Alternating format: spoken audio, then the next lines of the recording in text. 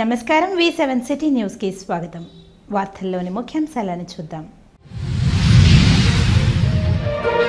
తిరుమలలో additional EO తనిఖీలు, దుకాణాలను పరిశీలించిన అధికారులకు పలు సూచనలు.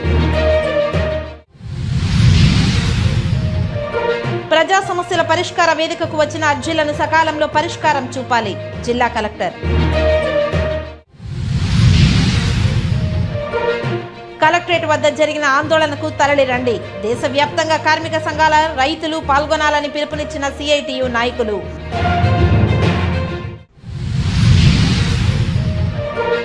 శ్రీవారి సేవలో పలువురు ప్రముఖులు, దర్శన ఏర్పాట్లను చేసిన TTD అధికారులు. ఇక వార్తల్లోని వివరాలను చూద్దాం. గత ప్రభుత్వ హయాంలో విద్యార్థుల ఫీజు రియంబర్స్మెంట్స్ బకాయిలు సుమారు 3,200 కోట్లు ఉన్నాయని, అలాగే SC, ST, BC schedule caste విద్యార్థులు కొన్ని కోట్ల రూపాయల బకాయిలు పెండింగ్లో ఉన్నాయని తెలుగుదేశం పార్టీ నాయకులు SAP చైర్మన్ రవినాయుడు విమర్శించారు. తిరుపతి ప్రెస్ క్లబ్లో సోమవారం ఉదయం జరిగిన ఏర్పాటు చేసిన విలేకరుల సమావేశంలో ఆయన మాట్లాడారు. మాజీ సీఎం జగన్మోహన్ రెడ్డి తన సొంత పత్రికల్లో విమర్శిస్తూ రాయడం విస్మయం కలిగిస్తుందని అన్నారు. నిజాలు రుజువు కావాలంటే ఆధారాలతో సహా చర్చకు సిద్ధమా అని రవినాయుడు సవాల్ విసిరారు. అసలు జగన్మోహన్ రెడ్డికి మానవత్వం ఉందా? బకాయిలు 2023-24 గత ప్రభుత్వ కాలంలోనే ఉందని ఆరోపించారు. విద్యాశాఖ మంత్రి లోకేష్ బాబు బడ్జెట్లో విద్యాశాఖకు అధిక ప్రాధాన్యతను కల్పించాలని కోరారు. ప్రస్తుత కూటమి ప్రభుత్వం విద్యార్థుల బకాయిలను వెంటనే విడుదల చేయనున్నదని, అలాగే పాత బకాయిలను దశలవారీగా విడుదల చేయనున్నట్లు ఆయన పేర్కొన్నారు. లోకేష్ బాబు కలెక్టర్తో ఇన్వాల్వ్ అయ్యి పాత రియంబర్స్మెంట్ అమలుకు జీవో కూడా విడుదల చేసినట్లు తెలిపారు. కూటమి ప్రభుత్వం విద్యార్థుల పక్షాన ఎప్పుడూ అండగా ఉంటుందని ఆయన భరోసా కల్పించారు. ఈ విలేకరుల సమావేశంలో విద్యార్థి సంఘం నాయకులు పాల్గొన్నారు.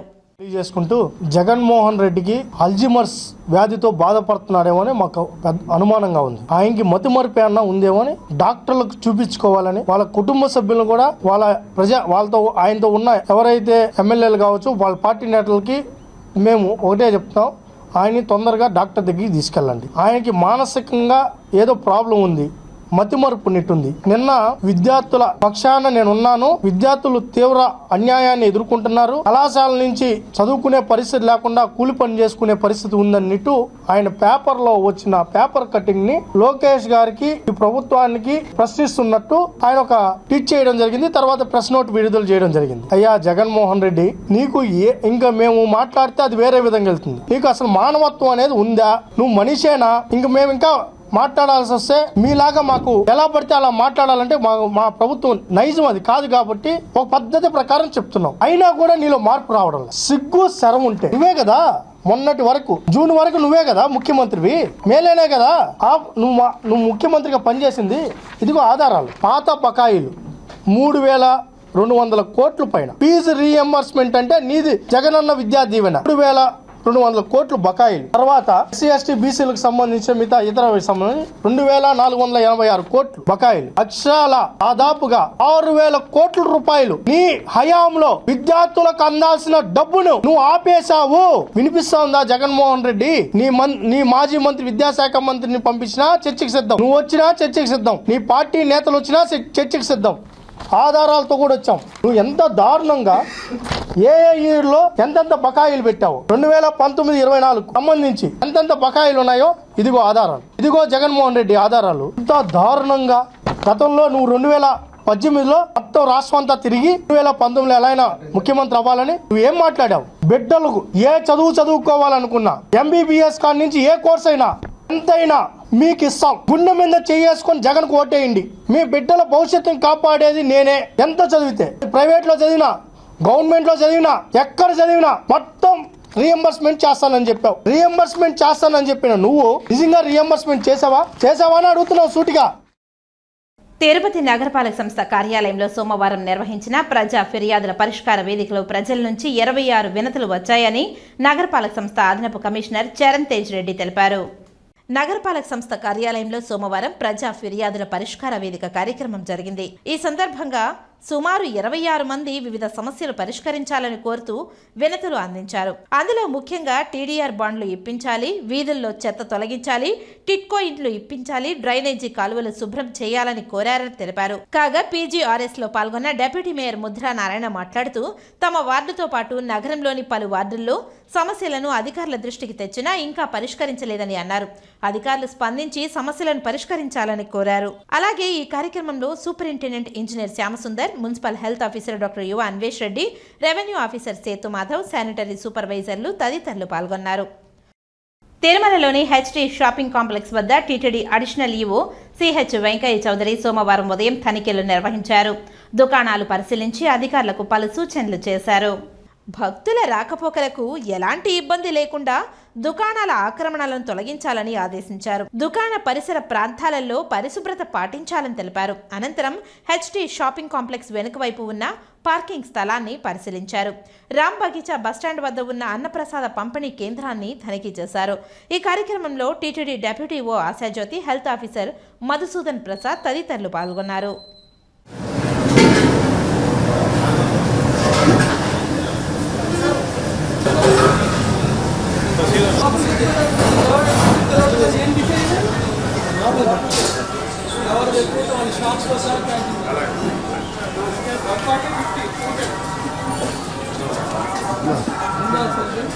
చెక్ చేయండి. ఎక్కడ దాకా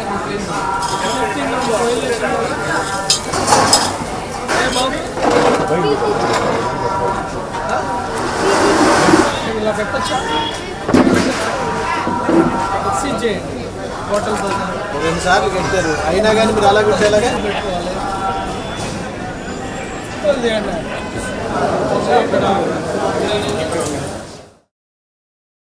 ప్రజా సమస్యల పరిష్కార వేదిక పీజీఆర్ఎస్ కార్యక్రమంలో వచ్చిన అర్జీలను అత్యంత ప్రాధాన్యతతో సకాలంలో అర్థవంతంగా పరిష్కారం చూపాలని, రీఓపెన్కు తావు లేకుండా అర్జీదారుని సంతృప్తి మేరకు పరిష్కారం చూపాలని జిల్లా కలెక్టర్ వెంకటేశ్వర్ జిల్లా అధికారులను ఆదేశించారు.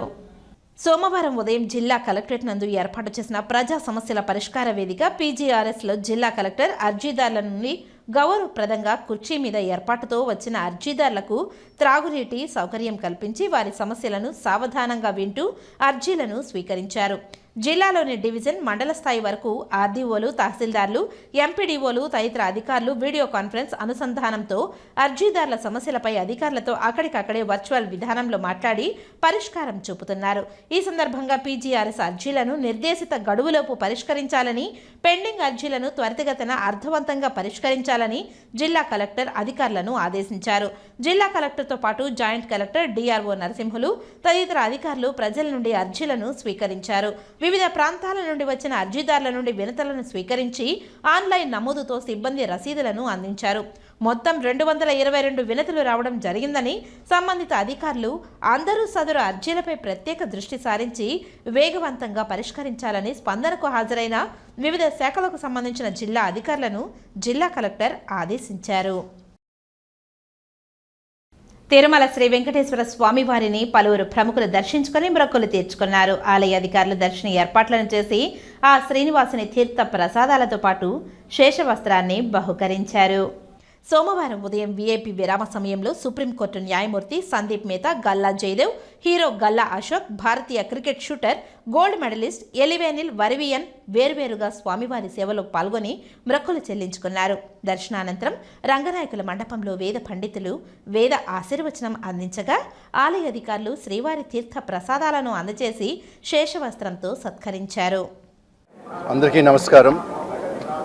ఈరోజు తిరుమల వెంకటేశ్వర స్వామి ఆశీస్సులు కోరుకుంటూ నేను, మా అబ్బాయి, పెద్ద అబ్బాయి అశోక్ గల్లా ఈరోజు దర్శనం చేసుకొని వచ్చాము.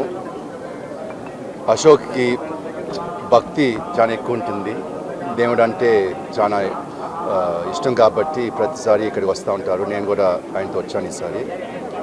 అట్లాగే ఈ వారం ఆయన సినిమా దేవకి నందన వాసుదేవ డివైన్ థ్రిల్లర్ అనుకోవచ్చు, అది రిలీజ్ అయింది. కొన్ని కారణాల వల్ల కొంచెం స్లో అయినా రోజు పికప్ అవుతూ ఉంది. చాలా మంచి సినిమా, నేను కూడా చూశాను. మా అబ్బాయి అని కాదు కానీ యాక్టింగ్ అయినా డైరెక్షన్ అయినా స్టోరీ అన్నీ బాగుండాయి. చాలా ఎంటర్టైనింగ్ థ్రిల్లర్ అని నేను అనుకుంటున్నాను కాబట్టి అందరినీ చూడాలని కోరుకుంటున్నాను. Thank you for coming.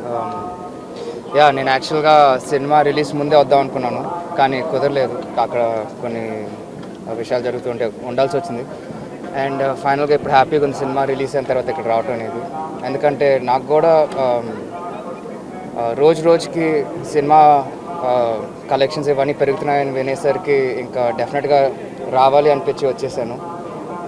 ఇదంతా స్వామివారిదే అనుకుంటున్నాను. Thank you. నెక్స్ట్ ప్రాజెక్ట్ సితారా ఎంటర్టైన్మెంట్స్లో ఉందండి ఒక ప్రాజెక్ట్. ఆల్రెడీ ఒక స్కెడ్యూల్ చేసేసాము. యూఎస్ న్యూయార్క్లో ఒక 28 days కట్టి స్కెడ్యూల్ అయిపోయింది.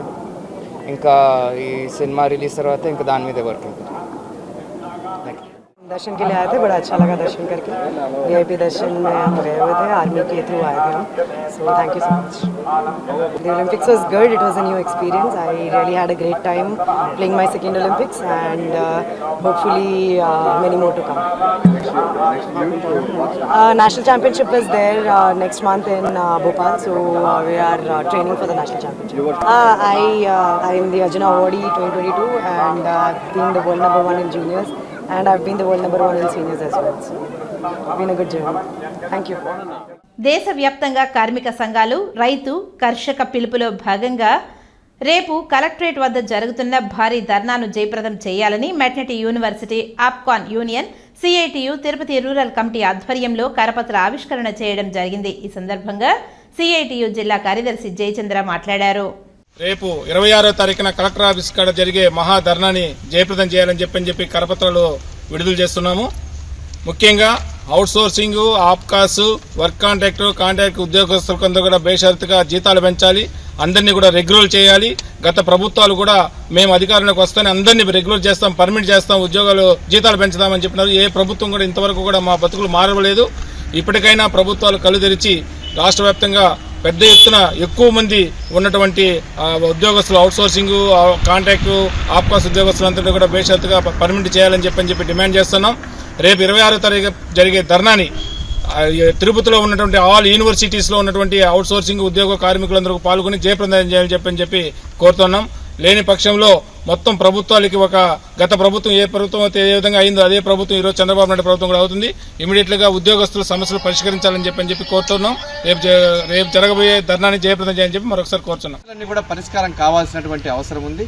ఈరోజు రాష్ట్ర ప్రభుత్వం కానీ కేంద్ర ప్రభుత్వం కానీ ఉద్యోగస్తులందరినీ కూడా పర్మనెంట్ చేస్తానని చెప్పి హామీ ఇచ్చింది.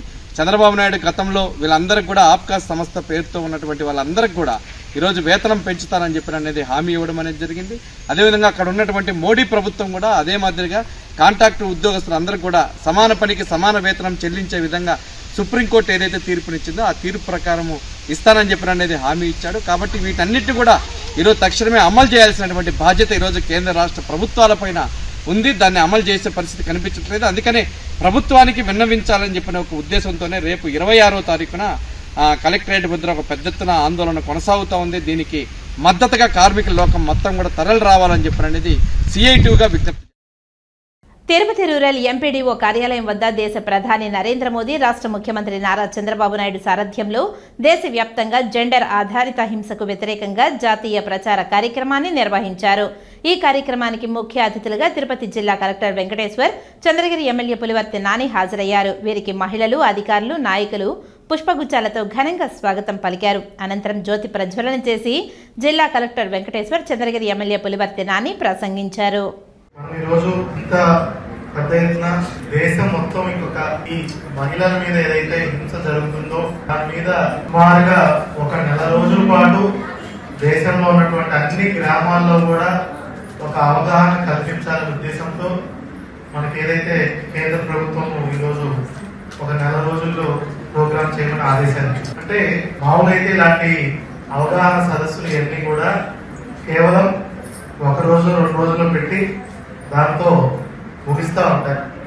ఇలా ఒక నెల రోజులు ఎందుకు చేయవలసి వస్తుందంటే కాలక్రమేణా మహిళల మీద జరుగుతున్నటువంటి ఏదైతే హింసలు ఉన్నాయో, లేదంటే ఈ మధ్య చిన్నపిల్లల మీద జరుగుతున్నటువంటి మరీ ముఖ్యంగా మరీ చిన్నపిల్లలు 7 ఏళ్ళు, 8 ఏళ్ళు, 9 ఏళ్ళు, అదేవిధంగా గృహహింస కానీ, అదేవిధంగా వరకట్న వేధింపులు కానీ, అదేవిధంగా ఆఫీస్లో తోటి మహిళలతో అసభ్యంగా ప్రవర్తించడం కానీ, ఇట్లా చూసుకుంటూ పోతే చాలా రకరకాల సమస్యలు, మహిళలకు ఉన్నటువంటి సమాజంలో రకరకాల సమస్యలు.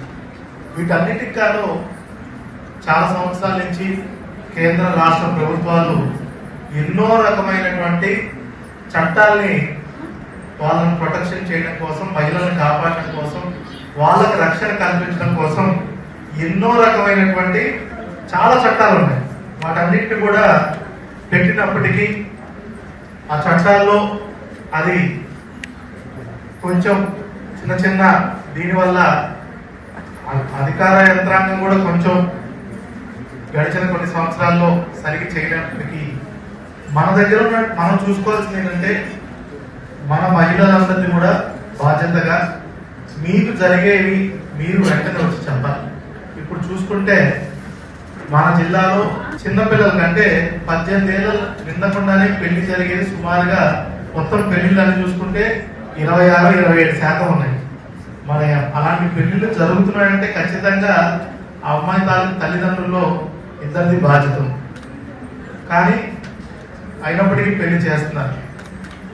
ఇది మన ఈ బాల్య వివాహాలు చేయటం అనేది తప్పని తెలిసినప్పటికీ బాల్య వివాహం జరుగుతుందని ఆ ఊర్లో అందరికీ తెలుసు.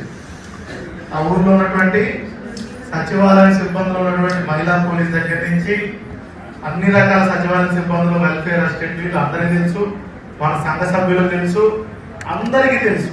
అయినప్పటికీ కూడా ఎవరికి కంప్లైంట్ ఇచ్చేది లేదు. ఇది మన దగ్గర నుంచే మార్పు మొదలవ్వాలి. చట్టాలన్నీ ఉంటాయి, చట్టాలు కొంతవరకే న్యాయం చేయగలుగుతాయి.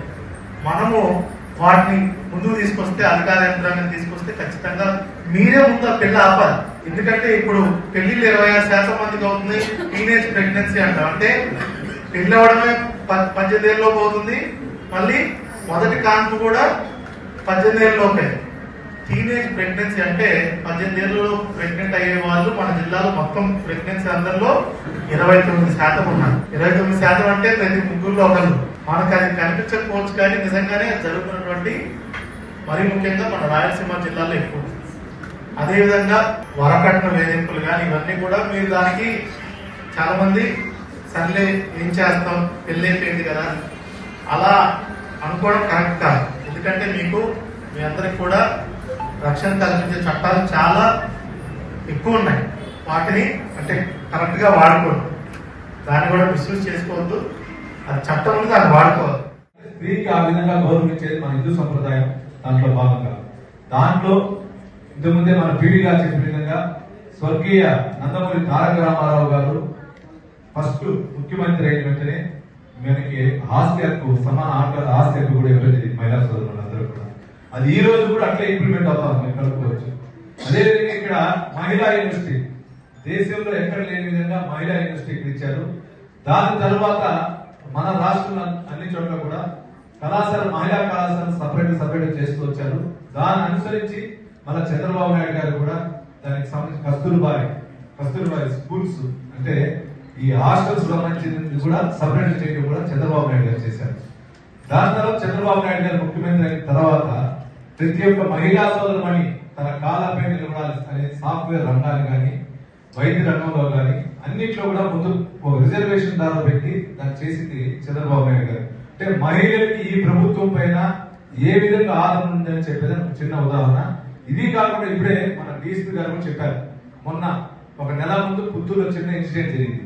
ఆ చిన్న ఇన్సిడెంట్ జరిగితే హోంమంత్రి గారి నుంచి, ఎమ్మెల్యే నుంచి అందరినీ కూడా సీఎం గారు పంపించారు. ఏదో నామకే వస్తు పోయి కేసు కట్టారా, లోపల వేసినారా లేకుండా తీసుకొచ్చి చేసిన ఘటన చంద్రబాబు నాయుడు గారు. అదేవిధంగా చంద్రగిరిలో కూడా ఒక చిన్న ఎలవాలు జరగకుండా సంఘటన జరిగినట్టు చూపిస్తే కూడా దాని అధికారులు ఇమ్మీడియట్ గా స్పందించి ఏం జరిగింది కూడా అధికారులు ప్రపంచానికి తెలిసే పరిస్థితి తెచ్చారు. అంటే మహిళల పట్ల ఈ తెలుగుదేశం ప్రభుత్వంలో ఏ విధంగా రక్షణ ఉంటుందని చిన్న ఈ 2 ఇన్సిడెంట్లు మీకు ఉదాహరణ చెప్తున్నా.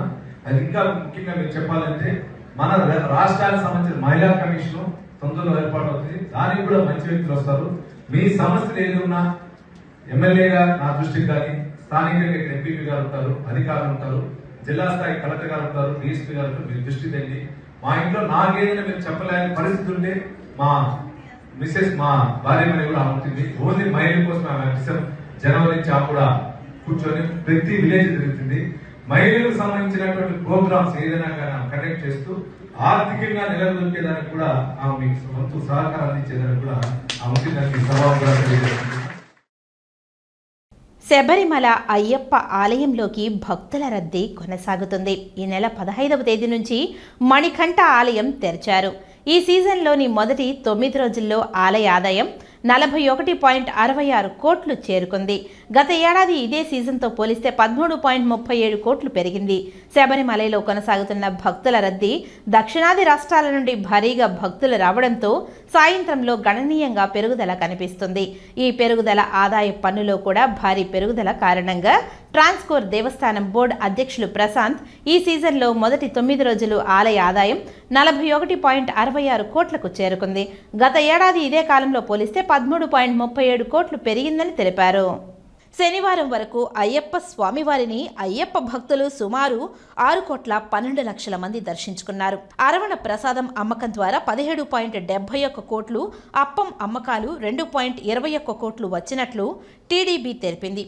ఏరుమేలి, పంబ మరియు సత్రంలోని స్పాట్ బుకింగ్ కేంద్రాలకు వచ్చిన అపూర్వ స్పందనను ట్రావెన్స్కోర్ దేవస్థానం చైర్మన్ ప్రశాంత్ హైలైట్ చేశారు. చెల్లుబాటు అయ్యే గుర్తింపు కార్డులు ఉన్న భక్తులు శబరిమల కొండకు ప్రవేశం నిరాకరించబడరని భక్తులకు భరోసా ఇచ్చారు. అలాగే భక్తులు తమ ఇరుముడిలో ప్లాస్టిక్ వస్తువులను తీసుకువెళ్లకుండా తంత్రి కందదారు రాజీవరు జారీ చేసిన ఆదేశాలను ఖచ్చితంగా పాటించాలని ఆయన కోరారు.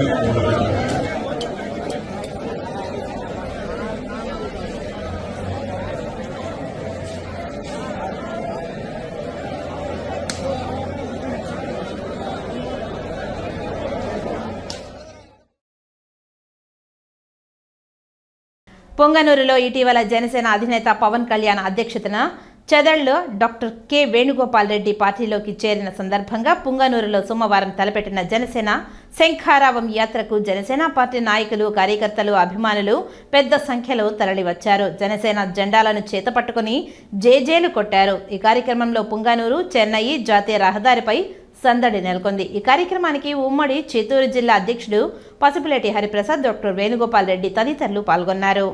మనకి పుంగనూరు అంటే పచ్చని దేవాలయాలు, పచ్చని పంట పొలాలు మరియు కాకుండా పచ్చని దేవాలయాలే కాకుండా మంచి మనుషులు కూడా ఇక్కడ ప్రేమానురాగాలతో బతికే మనుషుల్ని లాస్ట్ 3-4 ఇయర్స్ నుంచి ఒక రకమైన విద్వేషం రెచ్చగొట్టేశారు.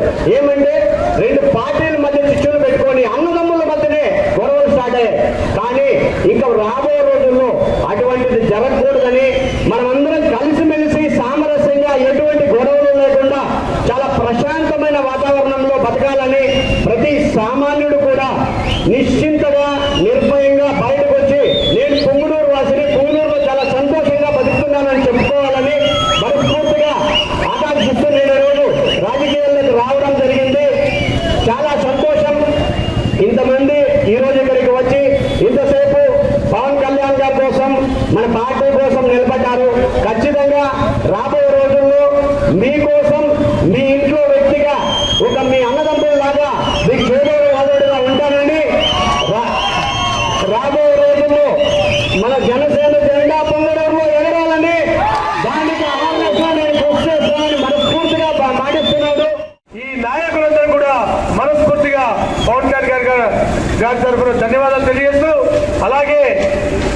జనసేన పవన్ కళ్యాణ్ గారిని కలిసి ఆయన సమక్షంలో పార్టీలో చేరిన వేణుగోపాల్ రెడ్డి గారు కూడా మనస్ఫూర్తిగా అటువంటి పొంగనూరులో ఈరోజు వేణుగోపాల్ రెడ్డి గారు జనసేన నాయకులందరూ కూడా మేమున్నాము పవన్ కళ్యాణ్ తరపున అని ముందుకొస్తున్నారు.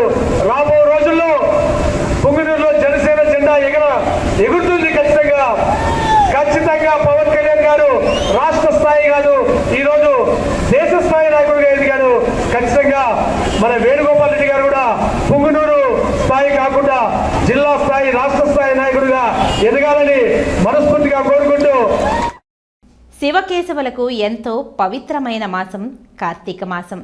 కార్తీక మాసంలో దీపారాధన చేయడం వలన సర్వ పాపాలు తొలగి శుభాలు కలుగుతాయని బీజేపీ నాయకులు గుండాల గోపీనాథ్ రెడ్డి అన్నారు. కార్తీక మాసం 4వ సోమవారాన్ని పురస్కరించుకొని వినాయక సాగర్లో వెలసిన సంకల్ప వరసిద్ధి వినాయక స్వామివారి ఆలయంలో కార్తీక దీపోత్సవాన్ని ఘనంగా నిర్వహించారు. ముందుగా వినాయక స్వామివారికి ప్రత్యేక పూజలను నిర్వహించి నైవేద్యాలు సమర్పించారు. అనంతరం ఆలయం ముందు మహిళలు, పెద్దలు, పిల్లలు అందరూ కలిసి కార్తీక దీపాలు వెలిగించి హరహర మహదేవ, శంభో శంకర అంటూ ప్రణమిల్లారు. ఈ సందర్భంగా పురోహితులు సురేష్ స్వామి, బీజేపీ నాయకులు గుండాల గోపీనాథ్ రెడ్డిలు మాట్లాడుతూ శివకేశవులకు అత్యంత ప్రీతికరమైన కార్తీక మాసంలో దీపారాధన చేయడం వలన కష్టాలు తొలగి శుభాలు కలుగుతాయని తెలియజేశారు. ఈ కార్యక్రమంలో పురోహితుడు సురేష్ స్వామి, ఆలయ ధర్మకర్త కొండే చెంగారెడ్డి, సభ్యులు గుండాల గోపీనాథ్ రెడ్డి, తొండమనాటి సుబ్రహ్మణ్యం రెడ్డి తదితరులు పాల్గొన్నారు. ఈరోజు ఇందువాసరే సోమవారం, శివుడికి విశేషమైన దినం. అది కార్తీక మాస చివరి సోమవారం. ఆయాసం వేళలో ప్రదోష కాలంలో కార్తీక దీపోత్సవం మన సంకల్ప వరసిద్ధి వినాయక సాగర్ గుడిలో వినాయకుడికి పూజలు, కార్తీక దీపోత్సవం మన గోపీనాథ్ రెడ్డి గారు, చెనంగారెడ్డి గారు, సుబ్రహ్మణ్య రెడ్డి గారు, రాజశేఖర్ గారు ఆధ్వర్యంలో ఈరోజు సాయంత్రం ప్రదోష కాలంలో చేసినాం. ఓం నమః శివాయ. ఈరోజు కార్తీక మాసం చివరి సోమవారం, శివునికి ఎంతో ప్రీతిపాత్రమైన రోజు సందర్భంగా వినాయక సాగర్లోని సంకల్ప వరసిద్ధి వినాయక స్వామి దేవాలయంలో వినాయకుడికి పురోహితుడు సురేష్ స్వామి ఆధ్వర్యంలో ప్రత్యేక అభిషేక పూజలు చేసి అనంతరం దీపోత్సవం చేశాము. ఈ దీపోత్సవం చేయడం వల్ల మనకి ఎంతో మంచి జరుగుతుంది. దీపం పరబ్రహ్మం. దీపం వెలిగిస్తే వెలుగులు ప్రకాశంతో మనం అంతా ఆ విధంగా ప్రకాశవంతంగా వెలుగులో జీవితంలో మనం ఉంటాము. ఆ బోలో శంకరుని ఆశీస్సులు మనకు సంపూర్ణంగా ఉంటుంది. అందువల్ల ప్రతి ఒక్కరూ ఈ కార్తీక మాసంలో దీపోత్సవం చేస్తే చాలా మంచిది. ఓం గణేశాయ.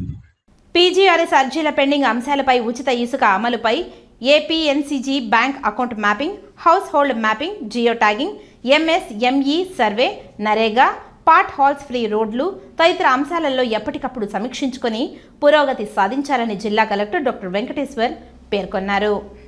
సోమవారం స్థానిక కలెక్టరేట్ వీడియో కాన్ఫరెన్స్ హాల్ నందు జిల్లాలోని అన్ని మున్సిపల్ కమిషనర్లు, మండలాల ఎంపీడీఓలు, తహసీల్దార్లు, సచివాలయ సిబ్బంది, జిల్లా అధికారులు, డివిజన్ అధికారులతో జిల్లా collector JC Shubham Bansal, Tirupati municipal corporation commissioner Narapareddy మౌర్యాలతో కలిసి పలు అంశాలపై సమీక్షించారు. నూతన ఉచిత ఇసుక పాలసీ అమలు పక్కాగా ఉండేలాని పర్యవేక్షించాలని సూచించారు. ANPCI bank account mapping, household mapping, geo tagging చేయడంపై సమీక్షిస్తూ ఏర్పేడు, వెంకటగిరి, కేవీబీపురం మండలాలు సదరు అంశం నందు తక్కువ పురోగతి ఉందని, పుత్తూరు మున్సిపాలిటీ పనితీరు ఇందులో బాగుందని, ఈ కార్యక్రమంలో ఈ నెల 30 నాటికి పూర్తి చేయాలని తెలిపారు. ఎంఎస్ఎంఈ సర్వే, గ్రామ వార్డు సచివాలయం సిబ్బంది అందరూ సమన్వయంతో పనిచేసి త్వరితగతిన గడువులోపు పూర్తి చేసేలా చర్యలు తీసుకోవాలని, తిరుపతి అర్బన్, రూరల్ ప్రాంతంలో ఎక్కువ ఉన్నాయని సకాలంలో పూర్తి చేసేలా చర్యలు తీసుకోవాలని సూచించారు. ఏపీ సేవ్ పెండింగ్ రెవెన్యూ శాఖ సంబంధిత పెండింగ్ అర్జీలను త్వరితగతిన పరిష్కరించాలని, ఇతర శాఖల పెండింగ్ అంశాలు త్వరితగతిన పరిష్కరించాలని, బియాండ్ ఎస్ఎల్ఏకి వెళ్లకుండా నాణ్యతగా పరిష్కరించాలని అన్నారు. నేరుగా సంబంధిత పనులు పురోగతి సమీక్షిస్తూ ఇంకనూ ప్రారంభం కాని పనులను త్వరితగతిన ప్రారంభించాలని, అలాగే సీసీ రోడ్ల నిర్మాణాలను వేగవంతం చేసి గడువులోపు పూర్తి చేయాలని సూచించారు. పాత్ హాల్స్ ఫ్రీ రహదారుల కాన్సెప్ట్ క్రింద ఆర్ఎండ్బి క్రింద 66 మొదటి విడతగా పనులు చేపట్టినవి త్వరితగతిన పూర్తి చేయాలని, అలాగే మున్సిపాలిటీలో కూడా పాట్ హాల్స్ ఫ్రీ కార్యక్రమం నిర్వహిస్తున్నారని, అన్ని మున్సిపాలిటీలలో నాణ్యతగా చేపట్టాలని, సకాలంలో పూర్తి చేయాలని అన్నారు. స్వయాన ముఖ్యమంత్రి ఈ అంశంపై సమీక్షిస్తున్నారని, జాగ్రత్తగా పనులు చేపట్టాలని తెలిపారు. అన్ని ప్రైవేట్ కళాశాల యాజమాన్యులు విద్యార్థులను ట్యూషన్ ఫీజు కొరకు ఇబ్బంది పెట్టరాదని, ఎవరైనా ఇబ్బంది పెడితే కఠిన చర్యలు ఉంటాయని సంబంధిత అధికారులు తప్పక పర్యవేక్షించాలని కలెక్టర్ ఆదేశించారు. ఈ సమావేశంలో జిల్లా అధికారులు, కలెక్టరేట్ సెక్షన్ సిబ్బంది తదితరులు పాల్గొన్నారు. 36 ఏళ్లుగా విద్యార్థి దశ నుంచి వైఎస్ రాజారెడ్డి కుటుంబంతో 3 తరాలుగా నేను కొనసాగుతూనే ఉన్నాను. మీకు వైఎస్ కుటుంబంతో మీకు ఎలా బంధుత్వం ఉందో నాకు అంతకంటే ఎక్కువ అనుబంధం ఉంది. మాకు వాసు అన్న అనే అభిమానం ఉంది. నన్ను వైఎస్ జగన్ అన్న ఒంగోలు పంపించాడు. మా శక్తి మీకు అందుబాటులో వెన్నంటి ఉంటూ టీడీపీ ప్రభుత్వం హయాంలో 88 కేసులు పెట్టారు. తమిళనాడుకు తీసుకువెళ్లి కొట్టారు. కడప సెంట్రల్ జైల్లో పెట్టారని చంద్రగిరి మాజీ ఎమ్మెల్యే చెవిరెడ్డి భాస్కర్ రెడ్డి గుర్తు చేశారు. సోమవారం ఆయన విలేకరుల సమావేశంలో ఈ సందర్భంగా ఆయన మీడియాతో మాట్లాడారు.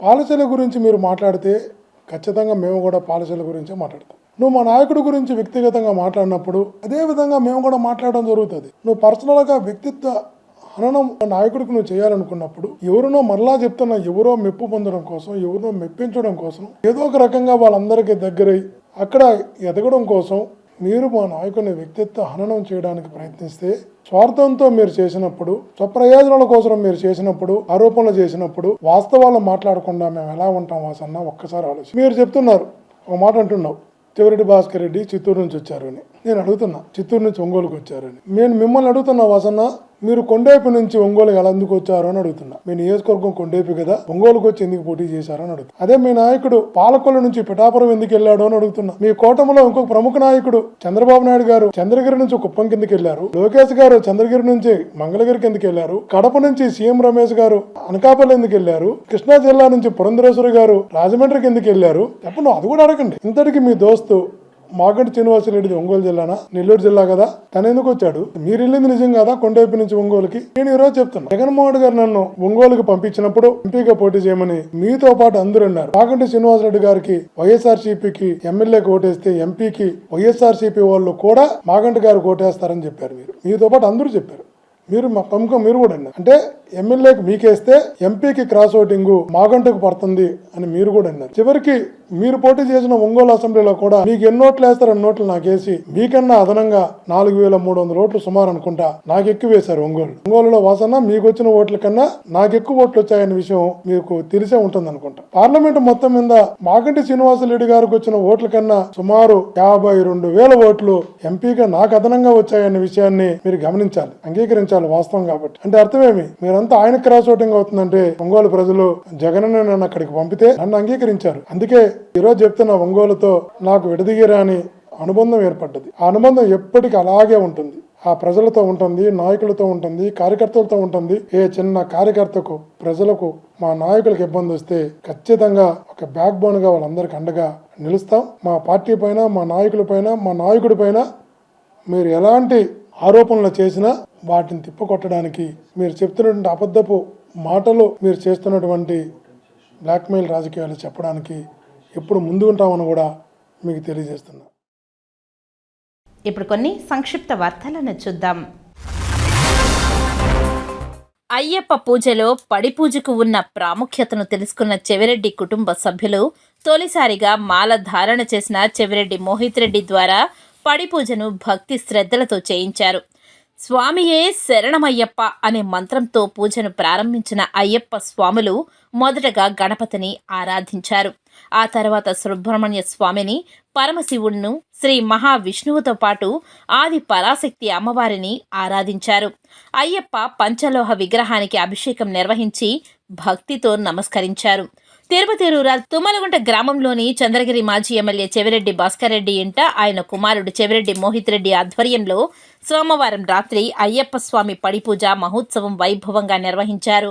పడిపూజలో భాగంగా స్వామియే శరణమయ్యప్ప అంటూ అయ్యప్ప స్వామికి దీపారాధన చేస్తూ మొక్కులు చెల్లించుకున్నారు. పూజలో అయ్యప్ప నామస్మరణ, భక్తులు ఆలాపించిన పాటలు ఆకట్టుకున్నాయి. అయ్యప్ప మాల ధారణ చేసిన భక్తులకు అన్నదాన కార్యక్రమాన్ని చేశారు.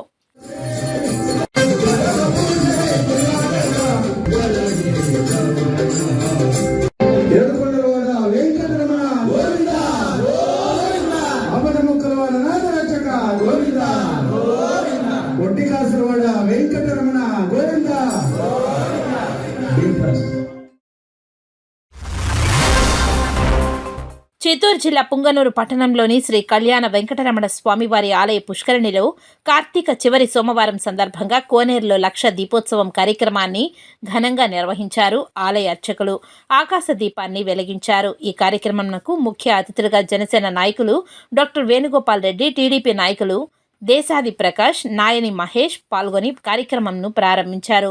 లక్ష దీపోత్సవంలో మహిళలు, పిల్లలు, పెద్దలు అధిక సంఖ్యలో పాల్గొని దీపాలను వెలిగించారు. హరహర మహదేవ, శంభో శంకర అంటూ శివనామస్మరణతో మారుమ్రోగింది. చుట్టుప్రక్కల ప్రాంతాల నుంచి భక్తులు అధిక సంఖ్యలో తరలివచ్చారు. దీపోత్సవం కార్యక్రమం కన్నుల పండుగగా జరిగింది. కోనేరు చుట్టూ దీపాల వెలుగులతో ఆకాశంలో చుక్కల్లా మెరుస్తూ కనిపించింది.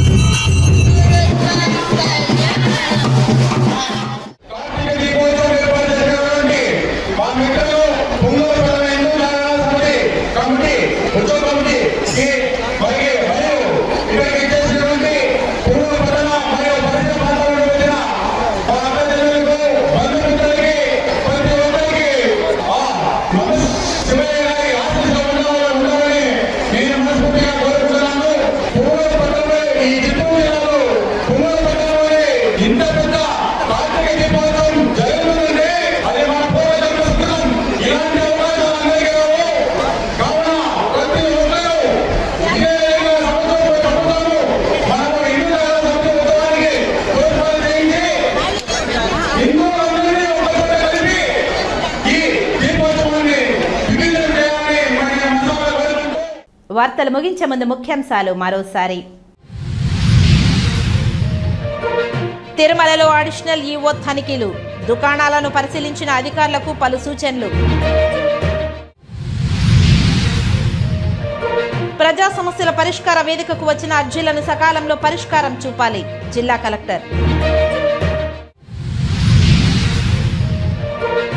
కలెక్టరేట్ వద్ద జరిగిన ఆందోళనకు తరలిరండి, దేశవ్యాప్తంగా కార్మిక సంఘాల రైతులు పాల్గొనాలని పిలుపునిచ్చిన సిఐటియు నాయకులు.